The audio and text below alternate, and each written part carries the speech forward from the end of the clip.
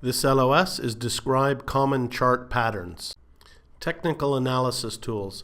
So this section will look at a list of the chart patterns, and it's broken into two sections: reversal patterns and continuation patterns. So in this slide I just have a list of the chart patterns.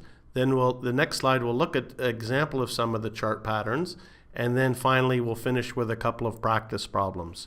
So with regards to reversal patterns, there's the head and shoulders chart, there's the inverse head and shoulders, there's setting price targets with head and shoulders pattern, setting price targets with inverse head and shoulders pattern, there's the double tops and bottoms chart pattern, and a triple tops and bottoms.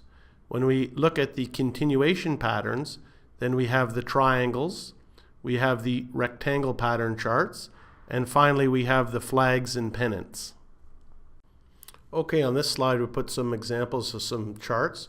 So the first one is the head and shoulders here, and you can see clearly why it's called a head and shoulders, because if you draw a round circle around this head at $37, you can see the left shoulder at $31 and the right shoulder at $31, and then there's a neckline drawn at $27. And so in this case the target is $17. So that's the head and shoulders. You can see clearly comes up to a bit of a peak, right shoulder, then up to the head, down, and then another little peak for the other shoulder. Down here on the chart below it, we're looking at the double bottom pattern, and this was the time. This is the chart from the text, and it's the Time Warner daily price chart from November 2007 to October 2009, pricing in US dollars. So you can see that in this case here, they call it the double bottom pattern because it came down to a bottom price here, rose up, came back down, and from that bottom the trend was upwards sloping.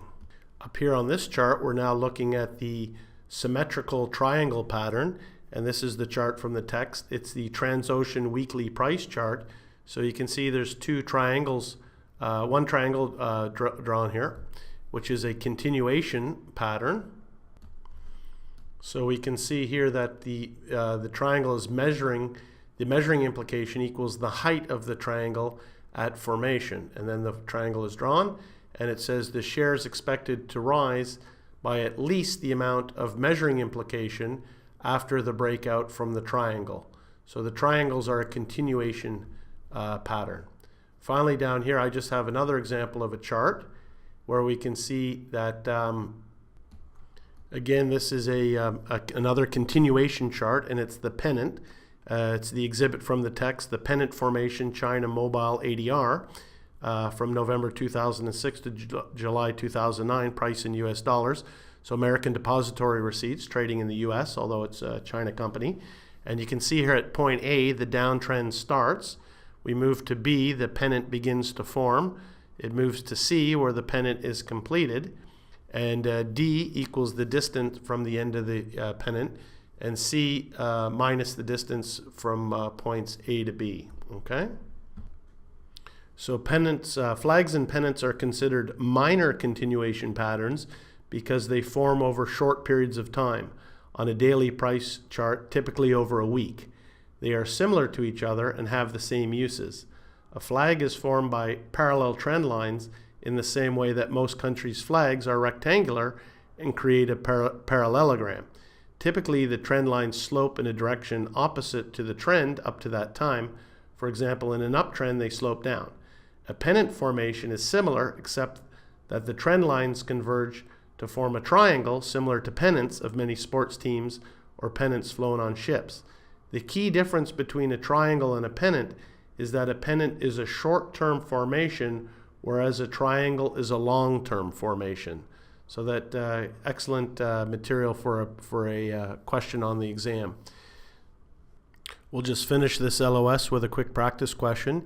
In an inverted head and shoulders pattern, if the neckline is at 100 euros, the shoulders at 90 euros, and the head at 75 euros, the price target is closest to which of the following? A, 50 euros, B, 110 euros, or C, 125 euros. Okay, an excellent little question. C is correct. The target equals the neckline plus, brackets, neckline minus the head. So you can see it's 100 euros plus brackets, 100 minus 75, which is 25. So it's 100 plus 25 equals 125 euros. So recall there's two formulas here. The price target for the head and shoulders pattern is calculated as follows. The price target equals the neckline minus the head minus the neckline. But for an inverse head and shoulders pattern, the formula is similar to a head and shoulders, but the price target equals the neckline plus the neckline minus the head. So there's two formulas there that you should memorize. And that's the last slide for this LOS. Thank you.